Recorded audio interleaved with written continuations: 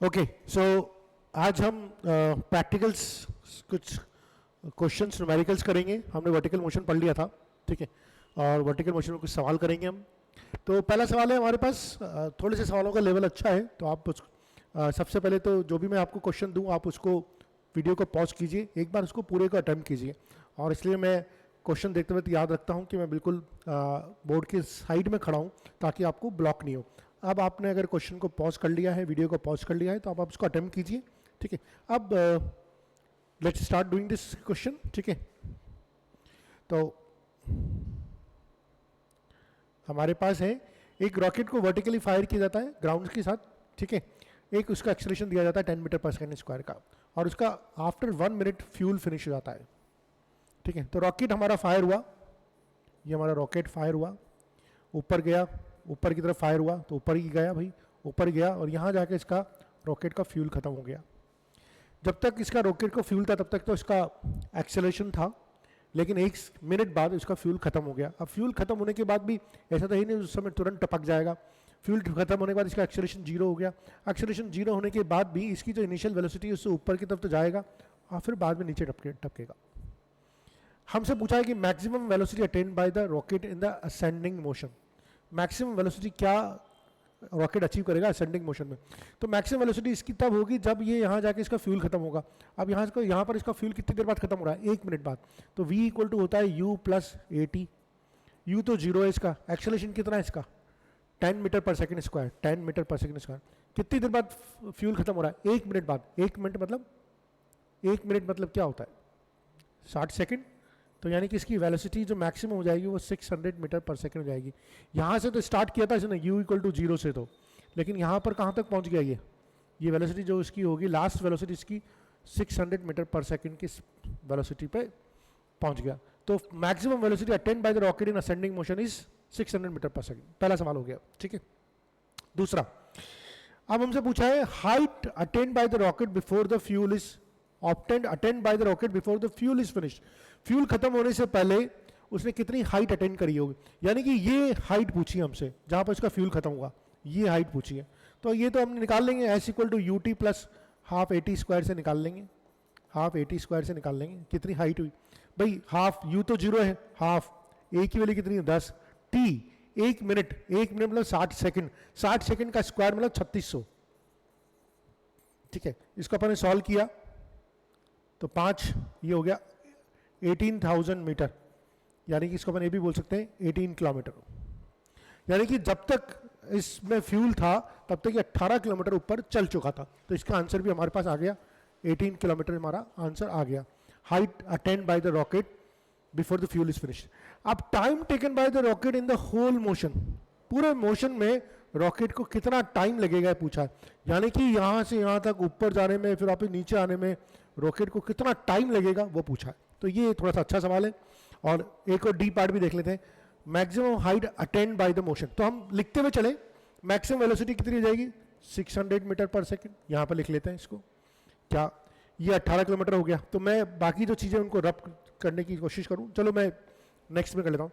Time taken by the rocket in the whole motion निकालना है, maximum height attend by the rocket निकालनी। तो हम पहले डी पार्ट कर लेते हैं, डी पार्ट थोड़ा सा ज़्यादा आसान है। मैक्सिमम हाइट, ये 18 किलोमीटर तो यहाँ तक चल ही चुका था, हमें मालूम पड़ा ये और हाइट कितनी, मान लीजिए हाइट h है, ये हाइट है h, तो 18 किलोमीटर तो ऑलरेडी चल चुका था, ये वाली हाइट और निकालनी है। तो ये वाली हाइट अपन ने पढ़ा था, h इक्वल टू होता है u स्क्वायर बाई 2g, पढ़ा था ना। अब जो यहाँ पर इसकी टर्मिनल वेलोसिटी थी वो 600 मीटर पर सेकंड होगी जब फ्यूल खत्म हुआ था, वही इसकी इनिशियल वेलोसिटी हो जाएगी फ्यूल खत्म होने के बाद। तो 600 इंटू 600 अपॉन 2g, 10 ले लेते हैं इसको, ठीक है। अगर हम इसको सॉल्व करते हैं तो वापस ये 18 किलोमीटर ही आता है।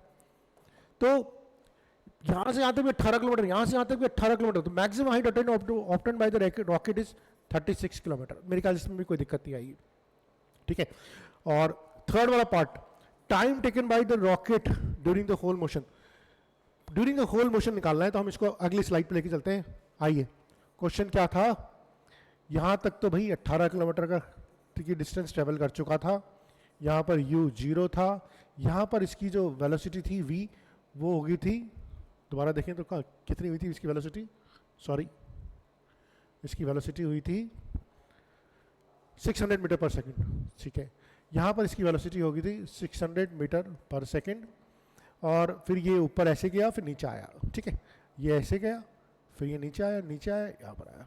हमसे पूछा इस पूरी जर्नी की इसका टाइम कितना लगा। तो हमें मालूम है यहाँ से लेके यहाँ तक तो 1 मिनट लगा, ये तो हमें दिया हुआ है क्वेश्चन में। यहाँ से लेके अगर मुझे यहाँ से लेके यहाँ तक का टाइम मालूम पड़ जाए तो टोटल टाइम निकाल लूँगा। अब यहाँ से लेके यहाँ तक का टाइम निकालने के लिए मुझे मालूम है, वो मैंने आपको लास्ट इक्वेशन बताया भी था, अगर किसी टावर के किसी को थ्रो किया जाए तो टाइम कैसे निकालते हैं, इक्वेशन मोशन कैसे लगाते हैं। तो देखिए अगर मैं इसको जब थ्रो कर रहा हूँ एक तरह से इस टावर से, इसमें जिसकी हाइट कितनी थी 18 किलोमीटर, इसकी हाइट कितनी थी 18 किलोमीटर जिसकी हाइट है, उसके ऊपर से इसको थ्रो कर रहा हूँ तो नीचे आने में कितना टाइम लगेगा, है ना, वो हमें निकालना है, ठीक है। हम उसके लिए मैंने इक्वेशन बताई भी थी h equal to minus u t plus half g t square, है ना। इसको ये भी लिख सकते हैं h equal to minus u t plus 5t square. h कितना है 18 किलोमीटर यानी कि 18,000 मीटर, u कितना है 600, माइनस में इसलिए लिखूंगा क्योंकि मैं ऊपर की डायरेक्शन को नेगेटिव ले रहा हूँ, नीचे की डायरेक्शन में पॉजिटिव, डिस्प्लेसमेंट नीचे, जी नीचे, सिर्फ u ऊपर जा रहा था, u को मैंने नेगेटिव ले लिया, minus 600t plus 5t square, ठीक है। So this is how we can solve it, और जो भी टाइम इसमें आएगा उसको अपन 1 मिनट में ऐड कर देंगे और वी कैन हम पूरा का पूरा टोटल फ्लाइट टाइम निकाल सकते हैं, ठीक है। आइए अगला सवाल देते हैं। ए particle is drop from the top of the tower, okay. तो सेम चीज हम करेंगे, पहले आप क्वेश्चन को पढ़ लीजिए, वीडियो का पॉज कर लीजिए, एक बार दोबारा ट्राई कीजिए, है ना, एक बार खुद ट्राई कीजिए, अब आप सवाल देखेंगे। ए particle is drop from the top of the tower during its motion, it covers 9/25 part of the height of the tower in the last 1 second. Find the height of the tower. मतलब क्या दिया हुआ है, ये height of the tower है, ये tower की height है, लेट्स से h है। हमसे बोला है कि लास्ट 1 सेकेंड में, यानी कि 1 सेकेंड में, लास्ट के 1 सेकेंड में ये 9/25 h ट्रेवल करता है, लास्ट के 1 सेकेंड में। तो हमसे पूछा है कि इसकी हाइट क्या होगी। तो मान लीजिए टोटल जो ट्रेवल टाइम है वो है t, टोटल ट्रेवल टाइम है t, तो h इक्वल टू क्या हो जाएगा 5t स्क्वायर। इक्वेशन कौन सी लगाई मैंने, हाफ जी टी स्क्वायर, उससे हो गया 5t स्क्वायर, जी की वैल्यू 10 ली तो h equal to 5t square हो गया। अब h equal to 5t square हो गया और लास्ट के 1 सेकंड में 9/5 ट्रेवल करता है, ठीक है। तो t-1 में अगर लास्ट के 1 सेकंड में 9/25 ट्रेवल करता है तो t-1 में 16/25 ट्रेवल करेगा। ये समझ में आया आपको बात भाई, टोटल t टाइम में तो h ट्रेवल करता है, लास्ट के 1 सेकंड में 9/25 h ट्रेवल करता है, तो शुरू के t-1 टाइम में 16/25 h ट्रेवल करेगा।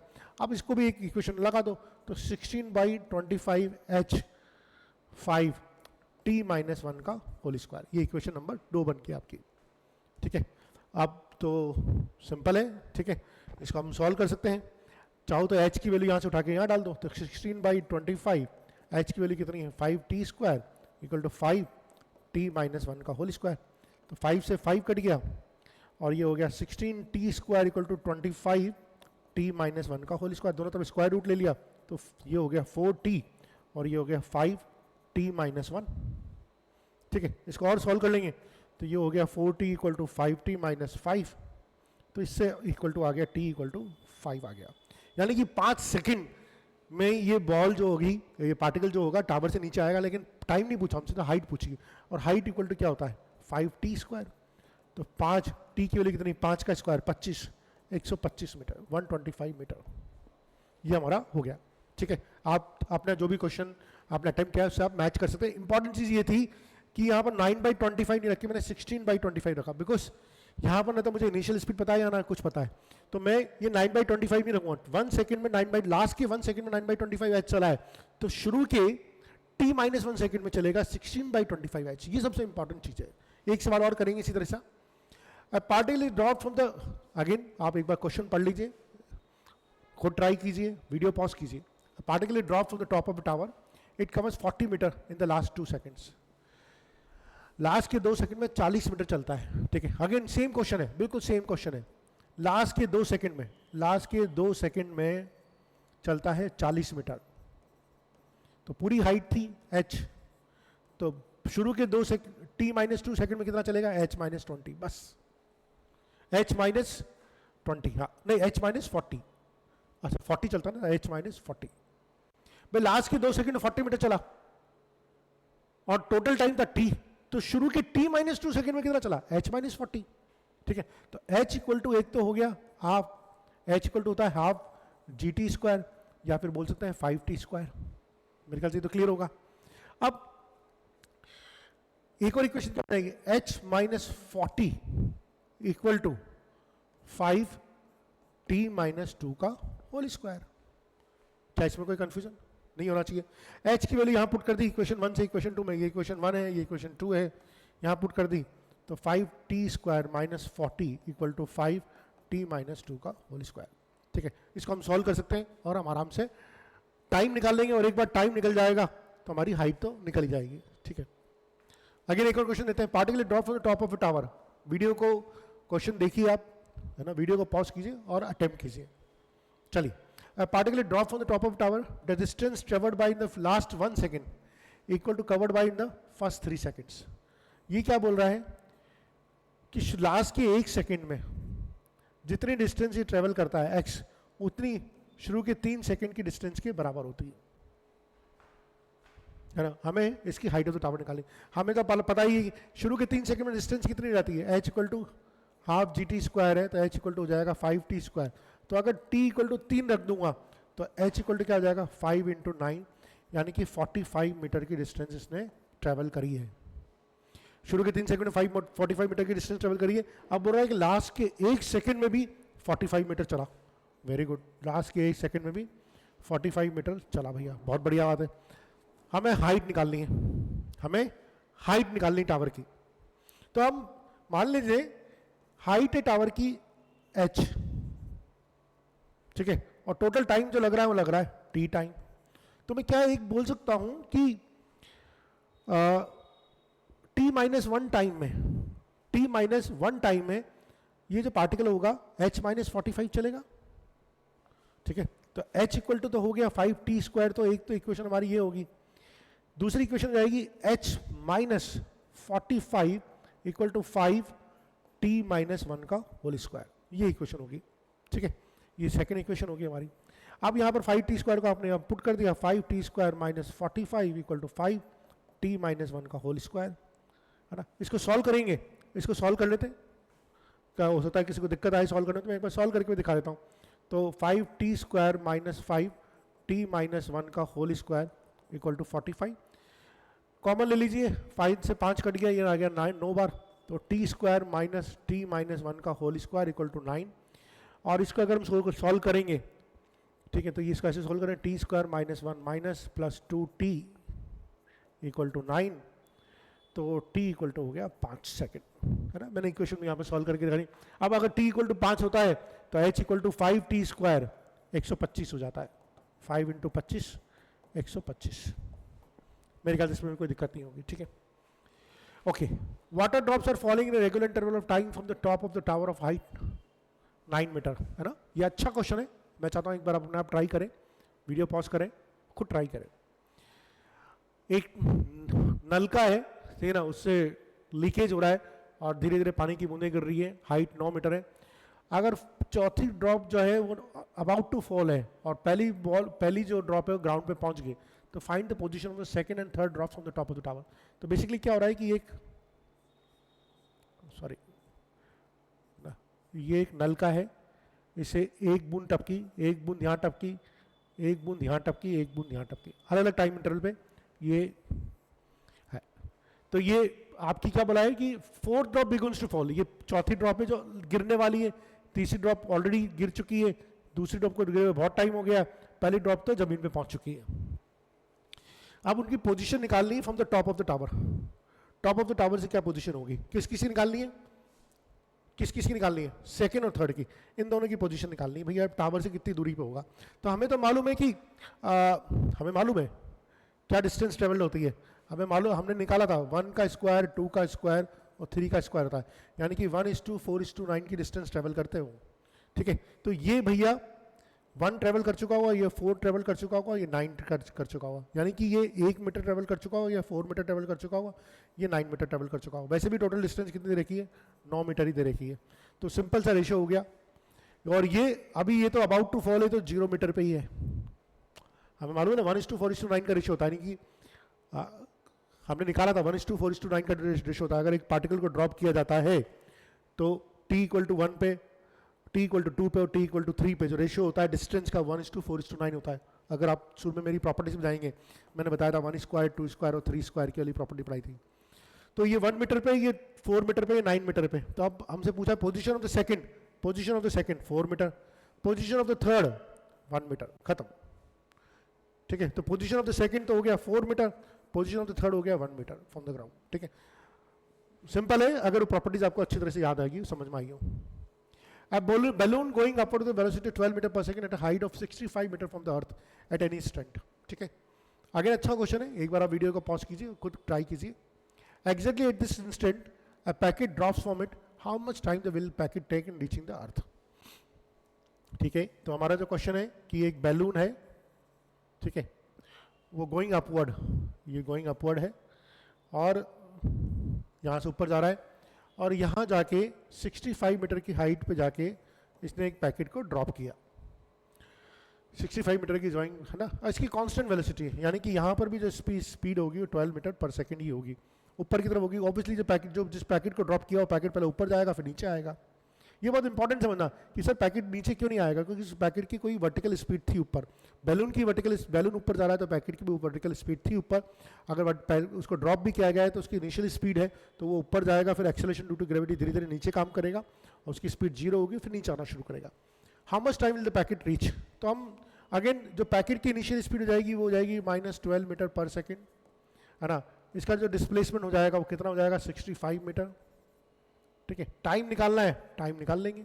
हमने पढ़ा था s equal to -ut + 5t square, लगा दीजिए s कितना है 65 - 12t + 5t स्क्वायर। इसको सॉल्व करेंगे आपका टाइम निकल जाएगा।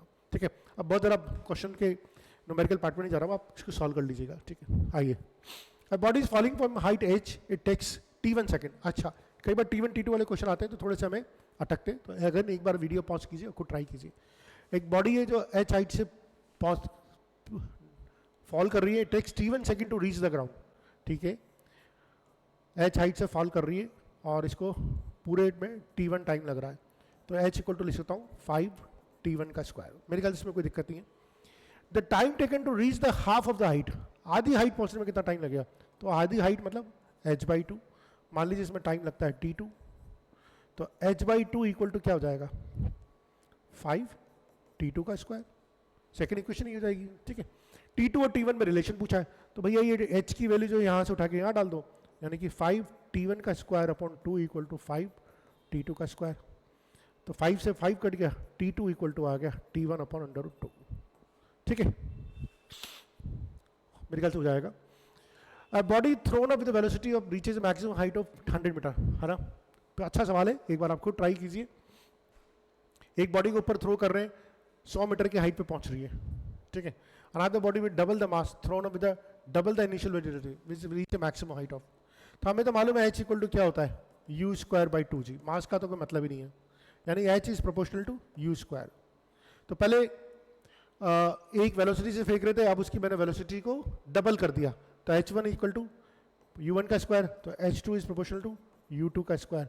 तो मैं बोल सकता हूँ h2 upon h1 equal to u2 का स्क्वायर अपॉन u1 का स्क्वायर। तो u2 अपॉन u1 डबल कर दिया, यानी कि 4 गुना हो गया, तो h2 इक्वल टू हो गया 4h1। पहले h1 था 100, अब ये हो गया 400। ठीक है, एक बार आप जिसने ट्राई किया वो अपना खुद का कोशिश करके देख सकते, मैच कर सकते हैं कि आपने क्या सही किया क्या गलत किया। ये भी एक अच्छा क्वेश्चन है, बच्चे कई बार यहाँ भी कंफ्यूज होते हैं। A ball drop from the top of a building takes 0.5 second to clear the window of 4.9 metre in height, what is the height of the building above the window. बहुत अच्छा सवाल है। ये हमारी बिल्डिंग है, ठीक है, और यहाँ पर एक कोई विंडो है, यहाँ पर कोई एक विंडो है। इस विंडो की जो हाइट है वो है 4.9 मीटर की हाइट है। इस विंडो की जो हाइट है वो 4.9 मीटर की हाइट है, और जो बॉल को मैंने ड्रॉप किया, ठीक है, बॉल को मैंने जो ड्रॉप किया, ये बॉल को मैंने ड्रॉप किया, तो यहाँ से यहाँ तक की दूरी देर तय करने में उसको लगे कितने, आधा सेकंड, आधा सेकंड लगा। हमसे पूछा है कि ये वाली हाइट पूछी हमसे, what is the height of the building above the window, यानी कि हमसे ये वाली हाइट पूछी है, टोटल हाइट नहीं पूछी। बहुत अच्छा सवाल है। तो पहले तो हम ये देखते हैं कि इस विंडो के समय मान लेते हैं कि यहाँ पर जब बॉल आई होगी तो उसकी कोई वेलोसिटी रही होगी u, ठीक है। अगर उसकी ये वेलोसिटी u रही होगी तो h इक्वल टू क्या बन जाएगा, ut plus 5t square. h कितना है, मैं तो जैसे 4.9 मीटर की डिस्टेंस निकाल ली, 4.9 मीटर की डिस्टेंस, ठीक है। u तो नहीं पता ही नहीं है, t कितना है, आधा सेकेंड, 5 इंटू आधा सेकेंड का स्क्वायर 1/4, ठीक है। तो हम इसको सॉल्व कर लें तो u 4.9, अच्छा मैं यहाँ पर g को भी ये ना 9.8 लूँगा तो ज़्यादा आसानी होगी, बिकॉज उन्होंने जो है ना डिस्टेंस को भी 4.9 लिया है, तो वो मेरी कैलकुलेशन में आसानी रहेगी। मैं इसलिए इसको 5 की जगह 9.8 ले ले, सॉरी 5 की जगह 4.9 ले लूँगा, बिकॉज s इक्वल टू होता है हाफ GT स्क्वायर। तो g 10 लूँ, 9.8 लूँगा तो ये हो जाएगा 4.9t स्क्वायर, ठीक है। तो ये हो जाएगा 4.9t स्क्वायर, तो ये हो जाएगा मेरा 4.9 की पावर 4.9 1/4, ठीक है। समझ में आया 4.9 क्यों लिया, मैं उसका आपको धीरे धीरे लॉजिक समझ आ जाएगा। चलो 4.9 माइनस 4.9 4 और u इंटू हाफ, तो ये हो जाएगा 4.9 कॉमन ले लिया तो 4.9 इंटू 3/4 u इंटू हाफ, ये कट गया। तो मेरा एक तरह से u आ गया, मैं भी सॉल्व नहीं कर रहा, इसको सॉल्व करने की शायद जरूरत नहीं पड़े मुझे। 4.9 इंटू 3/2, ये मेरा u आ गया। यानी कि जब ये पार्टिकल यहाँ से निकल रहा था, यहाँ पर था, एंटर हुआ था, उसकी स्पीड 4.9 इंटू 3/2 थी, ठीक है। अब मुझे निकालना क्या है, यहाँ से आते की डिस्टेंस निकालनी है। कैसे निकाल सकता हूँ, यहाँ से आते की डिस्टेंस निकाल सकता हूँ कैसे निकाल, मेरी इनिशियल स्पीड तो मुझे पता है क्या थी, इनिशियल स्पीड तो क्या थी, 0, ड्रॉप किया था ना, ड्रॉप किया था top of the tower, initial speed 0 थी। ये वाली स्पीड कितनी आ गई, 4.9 इंटू 3/2 आ गई वाली स्पीड। यहाँ से आता का टाइम पता है क्या मुझे, नहीं पता, कोई बात नहीं, पता है कि टाइम की जरूरत भी नहीं पड़ेगी, एक्सेलरेशन पता है। तो मुझे मालूम है कि v square equal to u square plus 2gh एक ऐसी इक्वेशन होती है जिसमें टाइम की जरूरत नहीं पड़ती। तो जब ये ड्रॉप किया तो इसकी स्पीड 0, तो v square equal to 2gh, तो u तो 0, v कितना हो गया 4.9 इंटू 3/2 का होल स्क्वायर, कोई दिक्कत नहीं है। g 9.8, h निकालना है, h निकल जाएगा आराम से, ठीक है। मेरे ख्याल से समझ में आ गया। 4.9 इंटू 3/2 2g, ये मल्टीप्लाई है, g की जगह 9.8 रखूंगा, 10 नहीं रखूंगा, बिकॉज सब जगह 4.9 वाली कैलकुलेशन चल रही है यहाँ पर। और h, ये h मुझे जो देगा सीधा हाइट देगा। इस तरह से सवाल कर सकते, अच्छा सवाल है, बच्चे बहुत कंफ्यूज होते हैं। अगर आपने इस तरह के सवाल अटेम्प्ट कर लिए तो जबरदस्त। ये तो बहुत सिंपल सवाल है, आप एक बार खुद ट्राई कीजिए, बहुत ज़्यादा सिंपल सवाल है। मेरे ख्याल से अभी तक के सारे भी एग्जाम्पल्स हुए सबसे सिंपल सवाल होगा। 12 मीटर पर सेकंड से ऊपर फेंका, after 1 second the velocity and displacement respectively, तो v equal to u minus gt लगा दूंगा, सिंपल सा है ना। आफ्टर 1 सेकंड, तो 12 मीटर पर सेकंड से फेंका 9.8 इंटू 1, तो ये जाएगा 2.2 मीटर पर सेकंड। एक ही सवाल है, ज़रा दिमाग नहीं लगा रहा। और अगर इसी तरह डिस्प्लेसमेंट निकालना है तो ut माइनस 5t स्क्वायर से लगा दूंगा, ठीक है। 5 नहीं लूँगा, यहाँ पर 4.9 लूँगा, क्योंकि 9.8 सब पॉइंट की फॉर्म में आ रहा है। तो g आपको 10 लेना है या g 9.8 लेना है, ये आपकी चॉइस है, बहुत ज़्यादा आंसर में फर्क नहीं पड़ता, लेकिन आप कैलकुलेशन को सिंप्लीफाई करने के लिए लेते हैं। तो जब देखिए पॉइंट दिख रहे हैं तो मैं 9.8 की कैलकुलेशन समझता हूँ कि 9.8 की होगी। जब पॉइंट नहीं दिख रहे होते हैं तो मुझे लगता है g 10 लेने से ज़्यादा आसानी जाएगी। तो यहाँ पर पॉइंट आ रहा है, यहाँ भी पॉइंट आ रहा है, इसका मतलब है कि इन्होंने g को 9.8 लिया है ना। आइए अब लास्ट सवाल है हमारा, और ये बहुत ही अच्छा सवाल है। एक बार वीडियो पॉज कीजिए और खुद ट्राई कीजिए। A ball is thrown from ground vertically upward, reaches the roof of the house 100 meter height. At this moment, the ball was thrown vertically upward. Another moment, at this moment, the ball was thrown vertically upward. Another ball is dropped from the rest vertically downward from the roof of the house. तो मतलब question क्या है कि अगर एक ball को नीचे से ऊपर थ्रो करता हूँ, है ना, तो ये छत रूफ है, ये रूफ की जो लंबाई है, ये ऊंचाई है वो 100 मीटर है। इतना ऊंची छत होती नहीं है ऐसे कभी, है ना। कुछ होता ना 20-25 माले की कोई छत होगी, 15-20 माले की छत होगी, टावर होगा, तो इतनी बड़ी रूफ है। तो मैंने नीचे से थ्रो किया तो वो 100 मीटर की हाइट तक पहुंच गया। तो सबसे पहले ये क्यों दे रखा है, ये इसलिए दे रखा है ताकि आप यू निकाल सको किस स्पीड से थ्रो किया। इसको देने के पीछे का लॉजिक क्या है कि भैया तुम यू निकालो, मैंने तुम्हें हिंट दे दिया, क्योंकि यू मालूम है, h इक्वल टू क्या होता है, u स्क्वायर बाई 2g होता है। तो u स्क्वायर इक्वल टू क्या हो जाएगा 2gh, तो 2 9.8, देखो यहाँ पर 1969 है, 60 आ रहा है, इसका मतलब भी यहाँ भी 10 नहीं लेंगे, है ना। h कितना हो गया 100, तो इसको मल्टीप्लाई किया तो ये हो गया यू स्क्वायर इक्वल टू हो गया, sorry u square equal to 2gh, तो यू इक्वल टू हो गया 1960। ये मेरी कहानी आगे समझ में। मैंने यानी कि इनिशियल स्पीड से √1960 से फेंका होगा। अब क्या बोल रहा है कि एक बॉल को तो मैंने नीचे से ऊपर फेंका। अब सवाल कहानी क्या है कि तो मेरी रूफ है, इसमें ये एक बॉल को तो मैंने नीचे से ऊपर फेंका और दूसरी बॉल को मैंने ऊपर से नीचे ड्रॉप किया। अब दोनों कब मिलेगी, दोनों कब मिलेगी, एट विच हाइट दोनों बॉल एक दूसरे को पास करेगी। अच्छा भैया बहुत बढ़िया बात है। तो अच्छा कहां से पास करेगी, फ्रॉम द ग्राउंड। तो मान लीजिए ग्राउंड से इसकी हाइट ले ली मैंने h, ग्राउंड से मैंने इसकी हाइट ले ली h, तो ऊपर से इसकी हाइट कितनी रहेगी 100 माइनस h। ग्राउंड से हाइट ले ली मैंने h, तो ऊपर से हाइट क्या हो जाएगी 100 माइनस h। तो हम पहले वाले केस में इक्वेशन लगाते हैं, h इक्वल टू क्या हो जाएगा ut माइनस 5t, 5 नहीं लूंगा 4.9 लूंगा, 4.9 t square, h equal to ut minus 4.9 t square. u पता है मुझे, देखिए हमें बहुत सारी चीज़ पता है, u okay h equal to ut minus 4.9 t square, ये मैंने पहली वाली इक्वेशन लगा ली। अच्छा अब दूसरी वाली इक्वेशन क्या लगाऊंगा, ऊपर से भी लगाऊंगा मैं इसको, तो ऊपर से लगाऊंगा तो 100 minus h equal to 4.9 t square लगा ली, ठीक है। अब 100 माइनस h और इन दोनों का जो सम है, इन दोनों का जो सम है वो क्या देता है मुझे 100 देता है भाई। h और 100 माइनस h का जो सम होगा वो 100 देगा, तो मैं इन दोनों इक्वेशन को जोड़ दूंगा, इन दोनों इक्वेशन जोड़ दूंगा, इधर से इधर जोड़ा तो इधर तो लेफ्ट हैंड साइड में 100 आ गया, इधर जोड़ा इधर जोड़ा, इधर जोड़िए जोड़िए, अगर इसे जोड़ूंगा तो कैंसिल आउट हो जाएगा और यह बच जाएगा ut। तो u इक्वल टू, अच्छा तो t इक्वल टू क्या हो जाएगा मेरे पास 100 अपॉन u, और u कितना निकाला था मैंने 1960, तो 100 अपॉन 1960। बहुत अच्छा सवाल है, ठीक है। और हमारे पास यहाँ पर ये भी दिख रहा है और ये भी दिख रहा है। अब इसके लिए ये जो t की वैल्यू आई है, इसको अगर आप इस इक्वेशन में पुट करेंगे तो आपको हाइट भी मालूम पड़ जाएगी। तो this is how we are going to solve it. बहुत अच्छे सवाल है, मेरे ख्याल से आपको मजा आया होगा। एंड आपका कोई कमेंट हो तो हमें जरूर बताइएगा, है ना। Wish you all the best, thank you.